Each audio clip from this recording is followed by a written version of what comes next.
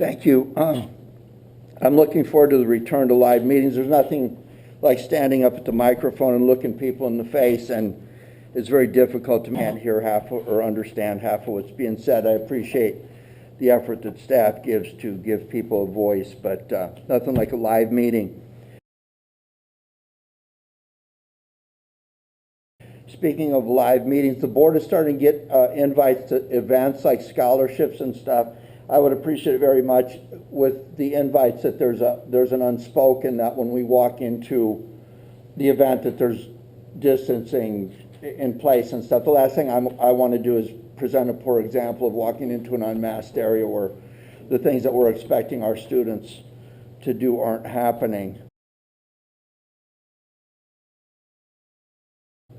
I want to remind everyone that there's a lot of things going on out in the world rather than school. I know in my workplace now they're starting to bring people back in shifts. People are trying to figure out what to do with kids. Different people have different jobs. Telemuting, commuting, it's just getting worse, and there's a lot of balls in the air for families to juggle. And I very much appreciate that our teachers have been in classrooms moving furniture around. One day it's this many chairs, one day it's this part. You can be 3 foot apart from somebody 1 minute, but you go 5 feet away, it's 6 feet or something like that. I see people moving chairs around. I see people making changes and jumping through hoops. I see people making education available for kids who can't be there, or kids who can be there on Tuesday and Wednesday. Well, again, all this juggling going on. The flexibility of staff is incredible. I appreciate that. I'm looking for 5th and 6th grades to join into a similar pattern where we've got some level of uniformity, because sometimes families aren't arranged where the 5th and 6th graders are separate from everybody else. A lot of these families have a lot of different things juggling around. I think that the teachers, and I'm not going to speak for them because we're not going to be negotiating and putting pressure on people in this meeting right now. But I think what's important is it would be nice to see the teachers get a break to just go, okay, this is this right now. What's effective for us? How are we reaching kids? How do we get to that kid that can't come back yet? And I think there's a lot of moving parts in the air. And I don't want to just be telling teachers, hey, you do this because somebody wants us to. Did you get that newspaper? I said, I don't want to be telling the teachers, you do what I want you to do. There's actually a democracy here. So at the end of the day, the teachers are going to have to think about, it's about educational effectiveness is really what it's all about. How are they reaching their kids? How do they think they're most effective at it? And one of the big parts of that is, how do I get sidetracked by doing all this stuff that keeps me away from what I know I can do and what kind of supports do I need? There's a lot of moving parts. I want to point out that, Mr. King, I very much appreciate that when Callie's initiative of a strategic plan was brought forward, and a lot of people in the community participated, a lot of people.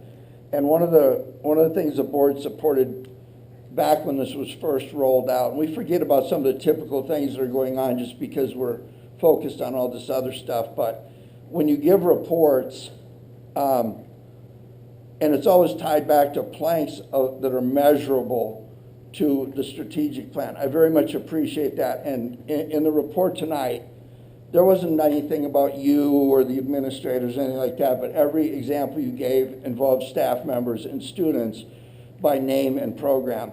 So this idea that there's no measurability is ridiculous. Now I want to start calling names out. I want to tell you a story.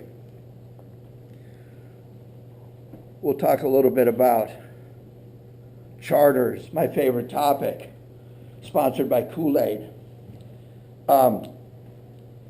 You know, I remember a charter collapsing because for some reason school districts fighting with each other and adults sitting on boards couldn't get it together. And there have been numerous times where kids have just, our school shuts down after they're brought in as human shields to cry to a board when just the numbers and the stuff don't match in the background, or worse yet, you have charters opening up when a board has really, really, really given it, fine-tuned, looking at it and saying, I just don't think you can do it, that type of stuff. But the kids are always the victim.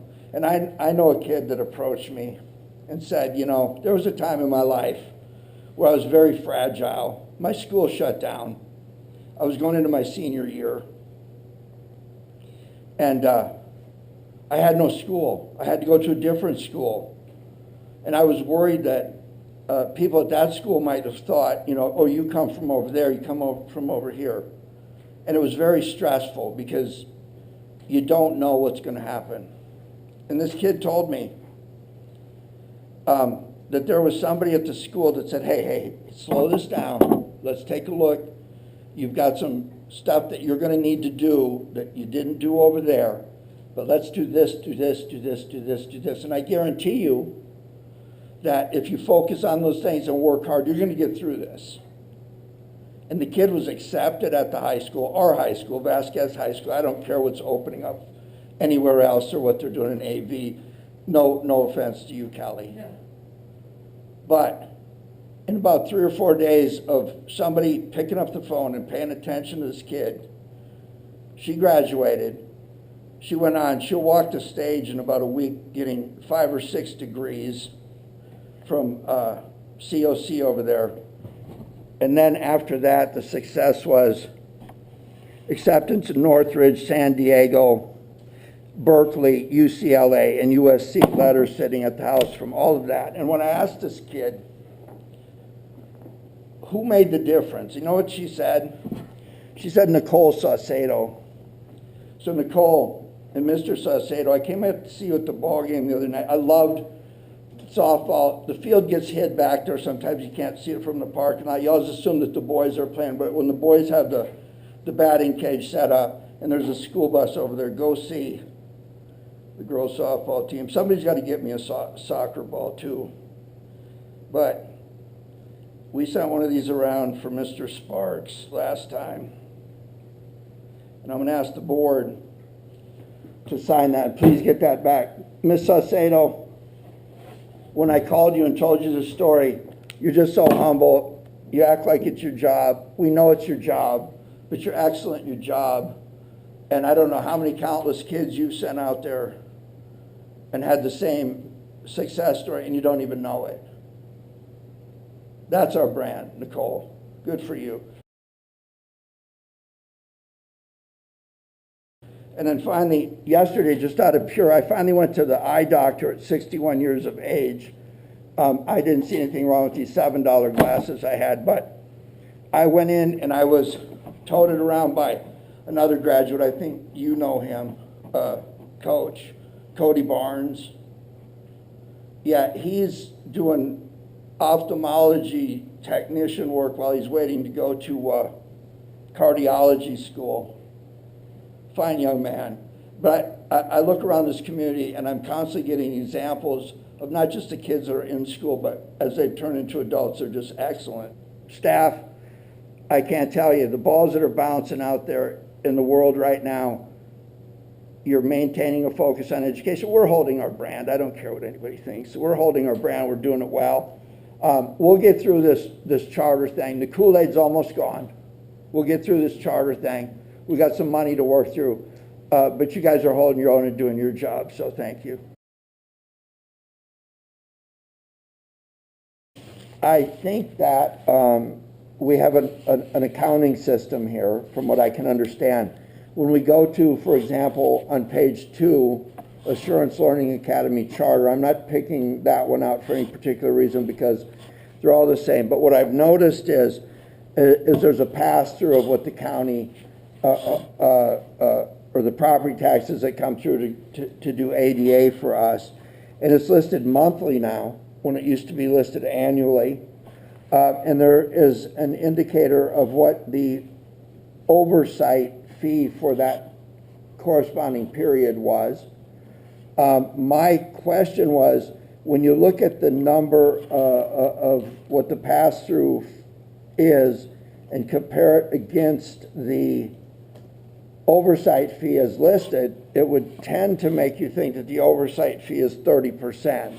I had a conversation with the superintendent and the chief financial officer, and they gave me an explanation that helps me understand it. My comment will be that maybe you want to explain that to the public. And also, I like this means of accounting because, as Mike had brought up in the past, sometimes there are hidden liabilities at the end, especially when these schools fail. And I have to be very careful here. We've had some where funds, there were financial problems dumped right back into this district's lap. But this method of accounting, I think, lets you tie up the money from month to month rather than having to send out letters when you realize that there's been 9 months of a problem and then people aren't responsive and at the end. So I think Mike has always asked for this protection to be in place. If I'm not grasping this correctly, please correct me now. So thank you. I didn't mean to put you on the spot, but the end game on this is at the end of the year, that allocation that the district is holding back should not exceed 1%. And I think you referenced in your goal for to target it more and inform the budget at 0.7 rather than a 1%. Yes, so yes.